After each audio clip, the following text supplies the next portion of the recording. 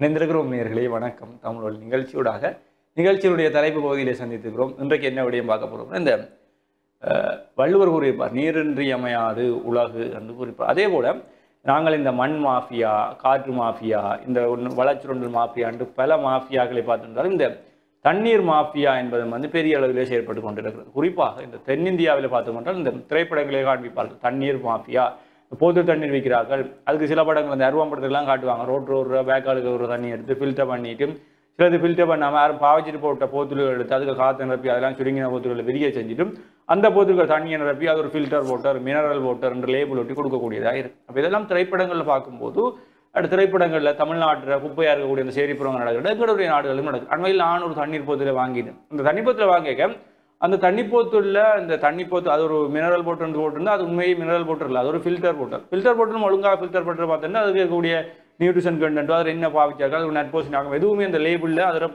பதிவிடல். அதே போல் அந்த போத்தில் இந்த பின்பக்கத்தை திருப்பி பார்த்தீங்கன்னா நாங்கள் உண்மையாக ஒரு உணவு விடயங்களுக்கு பயன்படுத்தக்கூடிய விடயம், நாங்கள் உள்ளெடுக்கக்கூடிய விடயங்களுக்கு பயன்படுத்தக்கூடிய போத்தல்கள் உணவு தரத்துக்கு அங்கீகரிக்கப்பட்ட போத்தல்கள் இருக்கு. ஒரு ஃபுட் கிரேட் போத்தல் இருக்கு. போத்தல் பின்பக்கத்தை எடுத்து திருப்பி பார்த்தீங்கன்னா அது ஒரு கரண்டியும் ஒரு கப்புண்டையும் போட்டு சீல் ஒன்று அந்த போத்தலில் பின்பக்கம் வளைவு, அது கண்ணாடி போத்தலாக இருக்கட்டும், ரப்பர் போத்தல் இருக்கும், என்னென்றாலும் அதுக்குள்ள ஒரு கரண்டி அல்லது ஒரு கண்ணாடி போத்தல் ரெண்டும் சேர்த்து ஒரு சீல் ஒன்று சின்னதாக அதில் வரையப்படும். அப்போ அப்படியான இது இருந்தால் மாத்திரம்தான் அவற்றை நாங்கள் உணவுக்கு பயன்படுத்திக் கொள்ளலாம். அது உணவு தர சான்றிதழ்களுக்கு உட்பட்டதாக இருக்கும். அப்படியான போத்தல்கள் இல்லை என்றால் அவை எங்கள் உடலுக்கு நஞ்சாகக்கூடிய விடயங்களாக இருக்கும். உணவுக்கு பயன்படுத்தக்கூடிய அந்த போத்தல்கள் எங்கள் உடலுக்கு ஏற்படுத்தக்கூடிய பாதிப்புகள் மிக குறைவாக இருக்கும். உணவுகளோடு சேர்ந்து எங்களுடைய உடம்புக்குள் செல்ல முடியாதவையாக இருக்கும். உடலுக்குள் பிரச்சனைகளை ஏற்படுத்தி குறைக்கக்கூடியதாக இருக்கும். அப்படி இல்லாத போத்தல்கள் எங்கள் அவற்றில் உணவை நாங்கள் வைத்து உண்ணும் பொழுது, நீரை பெருகும்பொழுது அவை எங்கள் உடம்பிலே பலதரப்பட்ட பிரச்சனைகள் உருவாக்கக்கூடியது. அப்போ நான் என்னதான் வாங்கினாலும், என்ன ஜூஸ் போத்தல் வாங்கினாலும், என்ன தண்ணி போதில் வாங்கினாலும் உடனே அந்த பின்பக்கத்தை திருப்பி பார்ப்பேன். அது நான் அந்த படித்த பாடம் அந்த துறையில வேலை செய்கிறபடியா அது உடனடியாக விளங்கி கொள்ளக்கூடியது. அப்படி இந்த போத்தில் திருப்பி பார்க்க அப்படி எதுவுமே இல்லை. லேபிளை பார்த்தா அப்படி இல்லை. போத்தில் நசிச்சா உள்ள போகுது. இப்போ அது இருக்கக்கூடிய தண்ணிக்கு அடிக்காமல் 1 வருஷம் எக்ஸ்பைரி டேட். ஒரு தண்ணீர் குறைந்தது 3-6 மாதம் தான் வைத்துப்பாங்க. மினரல் வாட்டர்னா கொடுக்கும், ஃபில்டர் வாட்டருக்கு அவர் காலம் கொடுக்க மாட்டார். அப்படி இருக்கும் பொழுது 1 வருடம் ஒரு அங்கீகரிக்கப்படாத ஒரு பொலித்தீன் போத்தலுக்குள்ள ஒரு தண்ணியை வச்சிருக்கீங்க, அது வெயிலுக்கு வச்சிருக்கீங்க, அது உள்ள ஹீட் ஆகி அதில் இருக்கக்கூடிய ஃபைபர்ஸ், அதில் இருக்கக்கூடிய பொலித்தீன், அதில் இருக்கக்கூடிய பொலியதீன்லாம் தண்ணியோட மிக்ஸ் ஆகி அந்த தண்ணியை நாங்கள் குடிக்க அது எங்களோட உடம்புக்குள்ளே போய் உடலுக்குள்ள பலதரப்பட்ட பிரயோஜனம் உருவாகி கேன்சருக்கு அடிப்படை காரணம் அப்படியான தண்ணி அதான். அப்போ அந்த கொம்பனியின் பேரை போய் தேடி பார்த்தா கூகுளில் தேடி பார்த்தா அப்படி ஒரு கொம்பனியே இல்லை. அந்த அட்ரஸை பார்த்தா அந்த அட்ரஸ் இல்லை. அப்போ நாங்கள் திரைப்படங்களில் பார்க்கக்கூடிய கதைகள் எல்லாம் இன்றைக்கு எங்களுடைய பிரதேசங்களே வர தொடங்கி இருக்கிறது. இன்றைக்கு தண்ணீர் போத்தல் வியாபாரம் என்பது பெரிய அளவிலே ஒரு பேசு பொருளாக மாறி இருக்கிறது. நீங்களாம் கொஞ்சம் காலம் இப்போ வெளிநாட்டுக்கார வர சீசனே இருக்கும். அப்போ ஒரு 5-10 வருடங்களுக்கு முதல் 5-10 வருடம் இல்லை, ஒரு 3 இந்த கொரோனாக்கு முதல் யோசித்து பார்ப்போம். கொரோனாக்கு முதல் யோசித்து பார்க்க இந்த தண்ணி போத்தல் யாரெல்லாம் வைத்திருப்பாங்க, வெளிநாட்டிலிருந்து வரக்கூடிய அவைகளுக்கு இந்த தண்ணி ஒத்து வராது, அவங்க கிளைமேட்டுக்கு அவங்களுக்கு இந்த தண்ணி ஒத்து வராது, இங்கே குடிச்சு அலர்ஜி ஆயிரும், அதால் அவங்க தண்ணி போத்தப்போ அவங்களே நாங்கள் என்னடா அவங்க தண்ணி இங்கே போடுவாங்க, இங்கே பொழுதிகளுக்கு விளையாடிட்டு கிணறு வழியை, குட்டை வழியை, குளம் வழியை தண்ணி அள்ளி குடிச்சிட்டு வெளிநாட்டுக்கு போனவங்க இப்போ விலாசம் போடுறாங்கன்னு அவர்களை கேவலமாக பார்க்கக்கூடியது. அப்போ ஒரு தண்ணி போத்தல் ஒரு ஆள் வாங்குறேன்னு அவர் ஒரு பணக்காரனாக பார்த்தோம்.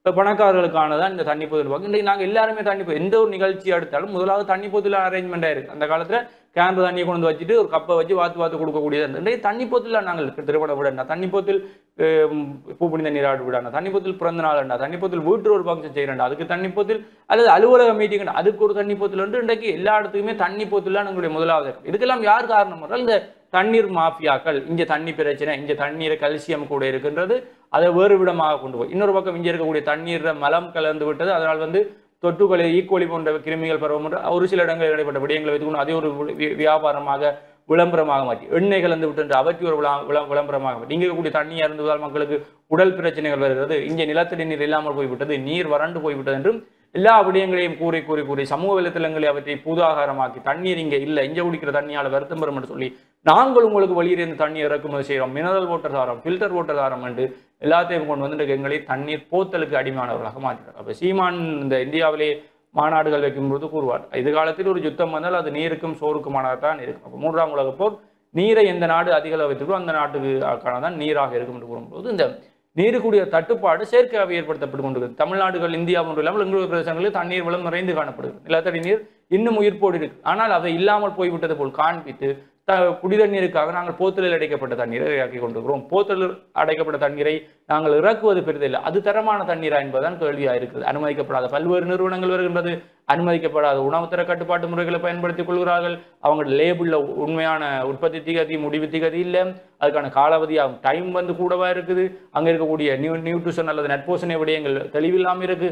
அந்த கம்பெனி எங்கே இருக்குன்னு சர்ச் பண்ணி பார்த்தா எங்கேயுமே இல்லை. அந்த கம்பெனியுடைய அட்ரஸை போய் பார்த்தா அங்கே அப்படி ஒரு இடமே இல்லை. அதை விட இந்த தண்ணி பொத்துல மேலே வந்து போத்தல் மூடியை சுற்றி லேபிள் அடிப்பாங்க, அந்த பொலித்தினால் சுருக்கி லேபிள் அடிப்பாங்க. அப்போ அப்படியான இது எதுவுமே இல்லை. இது நாங்கள் ரோட்டில் குடிச்சிட்டு போகிற தண்ணி போத்தல் எடுத்து அதை காத்தடிச்சு ஊற்றிட்டு அதுக்கு தண்ணியை விட்டு கொண்டு வரக்கூடிய முறை காணப்படுகிறது. இன்றைக்கு அதுக்கு மேலே லேபிள் இல்லாட்டி அது யாரும் பயன்படுத்தி விட்டு போனதாக இருக்கும். அப்போ ஒரு ஏன் போத்தலை சுற்றி நாங்கள் ஜூஸ் போத்தலாக இருக்கட்டும், பெனங்களி போத்தலாக இருக்கட்டும், இல்லை தண்ணி போத்தலாக இருக்கட்டும், மேல் லேபிள் அடிக்கிறோம்னா இந்த நுண்கிருமிகள் அந்த இதுகளாக உள்ளே போயிடும், அல்லது அதில் இந்த கசிவு வந்து அந்த ஈரப்பதனை பயன்படுத்தி நுண்கிருமிகள் உள்ளே போயிடும். அதனால வந்து என்ன செய்வோம்னா அந்த வெளியில ஈரப்பதம் இருந்தால் உள்ள போவதற்கான வாய்ப்புகள் இருக்கிறபடி அந்த திறந்து மூடக்கூடிய பகுதிகளில் வந்து மூடியை சுற்றி நாங்கள் பொழுத்து எடுப்போம். இன்றைக்கு மிக நிறைய தண்ணி போத்தல்கள் அந்த விடயங்களை நாங்கள் காணக்கூடியதில்லை. அப்படிப்பட்ட பல்வேறு விடயங்களுக்கு இன்னொரு மிகப்பெரிய பிஸ்னஸ் வந்து இன்றைக்கு சந்தைக்கு சந்தி கடையை திறந்து தண்ணீர் விற்பனை செய்யப்படும் என்ற ஒரு கடையை திறந்து ஃபில்டர் போட்டில் 1 லிட்டர் தண்ணி 4 ரூபா, ஃபில்டர் தண்ணி 1 லிட்டர் 5 ரூபா 6 ரூபான்னு விற்பனைக்கு வந்திருக்கும். அப்போ தண்ணியை எப்போ நாங்கள் விற்க ஆரம்பித்திருக்கிறோம் என்பதுதான் அடுத்த ஒரு மிகப்பெரிய கேள்வியாக இருக்குது. தண்ணி நாங்கள் சாதாரணமாக கோயிலுக்கு பக்கத்தில் இருக்க கிணத்துல அள்ளி தண்ணியை குடிச்சு நாங்கள், குளங்கள்ல அள்ளி தண்ணியை குடிச்சாங்க, வீட்டு இருக்கக்கூடிய தண்ணி நல்லா இருக்கான்னு தொட்டு பார்த்துட்டு இனிப்பா இருக்குன்னு வீட்டு தண்ணீரை சமைச்சினாங்க, வீட்டு இருக்கிற தண்ணியை குடிச்சாங்க. இன்றைக்கு தண்ணிக்கு கடை திறந்து அதை வாங்கி குடிக்கணும். இதெல்லாம் வந்து உண்மையிலேயே எங்களுடைய பிரதேசங்களில் தண்ணி தட்டுப்பாடு இருக்கிறாங்க. சில பிரதேசங்கள் இருக்கிறது, இன்னும் சில பிரதேசங்களிலே இது செயற்கையாக உருவாக்கப்படுகிறது. அதிலும் இந்த பல்தேசிய கம்பெனிகள் தண்ணீர் மாஃபியாக்களால் திட்டமிட்டு இந்த விடயங்கள் உருவாக்கப்பட்டு எங்களுக்கு அவை விட்டுக் கொள்ளப்பட்டு கொண்டிருக்கிறேன். அப்போ நாங்கள் தண்ணியை வாங்கி குடிக்கிறது கூட பெரிய விடயம் இல்லை, ஆனால் நல்ல தண்ணி என்ற பெயரில் உங்களுடைய உடம்பை பழுதாக்கக்கூடிய கெட்ட தண்ணிகளை குடித்து கொண்டிருக்கிறோம் என்பதுதான் நீங்கள் இருக்கக்கூடிய மிகப்பெரிய பிரச்சனையாக இருக்குது. எனவே இனி நீங்கள் தண்ணி பொதுல வாங்குக, தண்ணி பொதுல கீழே திருப்பி பாருங்க. அந்த உணவு தரத்துக்கு ஏற்ற அந்த ஒரு கிளாஸ் போன்ற ஒரு விடயமும் அல்லது ஒரு கரண்டி போன்ற விடயமும் அது இருக்கு. அது இருந்தால் உணவு தரத்துக்கு ஏற்ற தண்ணி பொதுலாக இருக்கு. அதனுடைய லேபிளை பாருங்கள், எங்கே உற்பத்தி செய்யப்படும் என்று பாருங்கள், அது முடிவுத்திக்கு அது இருக்கிறதான்னு பாருங்க. அதே போல அந்த மூடியை சுற்றி பொழுத்தி நடிச்சுக்கான்னு பாருங்க. எல்லாம் செக் பண்ணி வாங்க பிள்ளையை கொள்ளுங்க. ஏன்னா நீங்கள் பிள்ளைகளுக்கு நல்ல தண்ணி வாங்கி கொடுக்குறோம் வருத்தத்தை சேர்த்து கொண்டிருக்கிறீர்கள். நாங்கள் நல்ல தண்ணி குடிக்கிறோம் வருத்தத்தை சேர்க்கிறோம். குறிப்பாக இந்த பேருந்து நிலையங்கள், அதாவது நாங்கள் ரயில்வே ஸ்டேஷன் வழி கிடைக்குதான் இந்த நாங்கள் அவசரமாக தண்ணியை வாங்கிட்டு போவோம், நின்று நிதானமாக பார்க்க. அந்த இடங்களில் தான் இந்த போலியான தண்ணி வியாபாரங்கள் அதிகரித்தது. எனவே இந்த தண்ணீர் மாஃபியா என்பது கட்டுப்படுத்த வேண்டும் என்பதை நாங்கள் முதலில் விளங்கிக் கொள்ள வேண்டும். நிச்சயமாகத்தான். குறிப்பாக இந்த தண்ணீர் அப்படி என்பது எங்களுக்கு இதற்கு பின்னால் எல்லாம் இப்படி ஒரு மாஃபியா வருமா அப்படி என்று கூட நாங்கள் குறிப்பாக எங்களுடைய தேசங்களில் நாங்கள் இந்த மாதிரியான விடயங்களை சிந்தித்து கூட பார்த்திருக்க மாட்டோம். இந்த மணல் மாஃபியா அப்படியான விடயங்களை நாங்கள் அதிகம் கேட்டிருப்போம். இந்த நீர் மாஃபியா அப்படின்ற ஒரு விஷயம் உருவாகுமா அப்படி, ஏனென்றால் நாங்களெல்லாம் வீட்டில் ஒரு கிணறுல இருந்து தண்ணி எடுத்து குடிக்கிறார்கள். அப்ப இப்படி இருக்கக்குள்ள எங்களுடைய நாகரிகமாக இருக்கட்டும், எங்களுடைய பழக்க வழக்கங்களே இப்ப மாறி இருக்குது. இப்ப சிலருக்கு இந்த மாஃபியான்னு கதைக்கிறீங்களே அப்படின்னா என்னன்ற மாதிரி ஒரு சந்தேகமும் வரும். குறிப்பாக இந்த நீர்நிலைகள் குளங்கள்ல இருந்தெல்லாம் தண்ணீரை எடுத்து இல்லீகலி அதை மக்களுக்கு வந்து அந்த தண்ணீரை சப்ளை பண்ணக்கூடிய ஆட்கள், குறிப்பாக இந்த சில வாட்டர் பவுசரா இருக்கட்டும், வாட்டர் டேங்கர்ஸ் அப்படின்ற மாதிரி விடயங்கள் எல்லாம் மக்களுக்கு சப்ளை பண்ணக்கூடிய ஆட்கள்லாம் முதல் ஆரம்ப கட்டத்துல இருந்தது. அது பிற்காலத்துல இந்த போத்தல்ல நீர் அடைத்து விற்கிற பழக்கம் ஆரம்பித்தது என்றதை விட அது மக்கள் நுகர்றதுக்கான தேவை என்றதை ஆரம்பிச்சுட்டது. இப்ப முந்தியெல்லாம் நாங்கள் எங்க வீட்டை இருந்து எங்க வழிக்கிட போறோம் என்றாலும் எங்களிடம் இருந்த ஒரு பழக்கம் என்னவென்றால் வீட்டுல சமைச்சு வாழை இலையில அதை கட்டி பயணங்கள்ல போய்க்குள்ள வீட்டுல சமைச்சு அந்த வாழை இலையை வாட்டி அந்த வாழை இலையில உணவு கட்டி கொண்டு போற பழக்கம் எங்கள்கிட்ட இருந்தது. அதே மாதிரி போத்தல்ல ஒரு பெரிய போத்தல்ல ஒரு தண்ணியும் எடுத்துக்கொண்டு போவோம். நாங்கள் குறிப்பாக எங்களுக்கு இந்த வேறு இடங்கள்ல போய் தண்ணி குடிக்கிறனாலே எங்களுக்கு தாகம் தீராது அப்படின்றதுக்காக எங்கட வீட்டு கிணறுல இருந்து நாங்கள் ஒரு போத்தல் தண்ணீர் எடுத்துக்கொண்டு போவோம். குறிப்பா பயணங்களின் போதெல்லாம் இதை நாங்கள் பயன்படுத்திக் கொள்வது வழக்கம். ஆனா இன்றைக்கு இந்த அவசரமான ஒரு உலகத்துல இருக்கக்குள்ள ஒரு பேக் அதுக்குள்ள எங்களுக்கு தேவையான உடப்பு மட்டும் எடுத்துக்கொண்டு போறோம். என்னடா சாப்பாடும் போற இடத்துல வாங்கி சாப்பிடலாம், தண்ணீரும் போற இடத்துல வாங்கி சாப்பிடலாம் அப்படின்றக்குள்ள அந்த சுத்தம், அந்த நாங்கள் சாப்பிடக்கூடிய உணவாக இருக்கட்டும், நீராக இருக்கட்டும், இதெல்லாம் தரமானதா இருக்குதா அப்படின்றதான கேள்வியை நாங்கள் கேட்கவே மறந்துட்டோம். எல்லாமே எங்களுக்கு இலகுவா கிடைக்குது அப்படின்றதுக்காக அது தரமானதா அப்படின்றத நாங்கள் பார்க்க மறந்துட்டோம். அதுலேயும் இந்த நீர் அப்படின்றது ஒரு பெரிய முக்கியமான விஷயமாக இருக்கிறது. அடிப்படையில் நாங்கள் சொல்லக்கூடிய ஒரு விஷயம், ஹரிகரன் சொன்ன மாதிரி இந்த இன்னொரு போர் வருதுன்னா அதுக்கு அது நீருக்கானதும் சோறுக்கானதாகவும் இருக்கும் அப்படின்றக்குள்ள எந்த வளமிக்க நாடுகள் எல்லாம் நீர் வளத்தை கொண்டிருக்கிறதோ அதையெல்லாம் அந்த வல்லரசு நாடுகள் ஆக்கிரமிக்கக்கூடிய ஒரு தன்மையும் எதிர்காலத்துல பெறும். நீர் அப்படின்றது ஒரு அடிப்படை தேவை இந்த நீரை பற்றி நாங்கள் எவ்வளவு தூரம் சிந்திக்கிறோம் அப்படி என்பதும் ஒரு விஷயமாக இருக்கு. அதிலும் யாழ்ப்பாணத்தை போன்று நிலத்தடி நீரை மட்டும் நம்பி இருக்கக்கூடிய எங்களை போன்றவர்களுக்கெல்லாம் இந்த போத்தில் நீரை விற்பனை செய்யக்கூடிய தன்மையும் அதற்கு நாங்கள் இலகுவாக மாறக்கூடிய தன்மை என்பதும் அது ஒரு அதிக காலம் தேவையில்லை, ஒரு லாங் டேர்ம் தேவையில்லை. நாங்கள் ஒரு குறுகிய காலத்திற்குள்ளேயே அதுக்கு அடாப்ட் ஆகக்கூடிய தன்மை என்பது அதிகமாகத்தான் இருக்க போகுது. இப்படி இருக்க இந்த இல்லீகல் பிஸ்னஸ் செய்கிறார்கள், இந்த வாட்டர் சப்ளைல இல்லீகல் பிஸ்னஸ் செய்கிறார்கள் இந்த மார்க்கெட்டுக்குள்ள இந்த சந்தைக்குள்ள உள்நுழையிறதுக்கான தன்மை என்னத்துக்கு ஏன் ஃப்ளெக்சிபிளா இருக்குது அப்படின்னு சொன்னா, அதிகம் இந்த water supply national water supply வழங்கக்கூடிய இந்த நிறுவனத்தால எல்லா இடத்துக்குமே அந்த வாட்டர் சப்ளையை செய்ய முடியலை. அப்போ எல்லா இடத்துக்கும் நேஷனல் வாட்டர் சப்ளையால் அதை தேசிய நீர் வழங்கல் வடிகாலமைப்பால் வந்து அதை வழங்க முடியலை அப்படின்றக்குள்ள அப்படி நீர் வழங்காமல் இருக்கக்கூடிய பிரதேசங்களுக்கு இந்த இல்லீகல் பிஸ்னஸ் செய்யக்கூடிய ஆட்கள் வந்து இலகுவாக அதிலும் சாதாரணமாக ஒரு நீருக்கு நாங்கள் செலுத்தக்கூடிய கட்டணத்தை விட அதிகமான விலையில் அவர்கள் வாட்டர் சப்ளை செய்கிறார்கள் அப்படின்ற ஒரு விஷயத்தை நாங்கள் பார்க்கக்கூடியதாக இருந்தது. அதே நேரம் அதிக நீர் தேவை இருக்கக்கூடிய இந்த தலைநகர் அதை அண்மித்திருக்கக்கூடிய பிரதேசங்கள், அதையும் விட அதிகம் இந்த வெப்பம் நிலை அதிகரித்திருக்கக்கூடிய பிரதேசங்கள், அனுராதபுரம் அதை சூழ இருக்கக்கூடிய பிரதேசங்கள் மற்றும் இந்த நிலத்தடி நீரை மட்டும் நம்பி இருக்கக்கூடிய யாழ்ப்பாணம் அது போன்ற நகரங்களுக்கும் வந்து அதிகமாக இந்த இல்லீகலி வாட்டர் சப்ளை நடைபெற்று கொண்டிருக்கிறது. சந்தைகள்லையும் சரி, அதிக சனப்பிழக்கங்கள் இருக்கக்கூடிய இடங்கள்ல தண்ணீருக்கான தேவை என்பது அதிகமாக இருக்கிறது.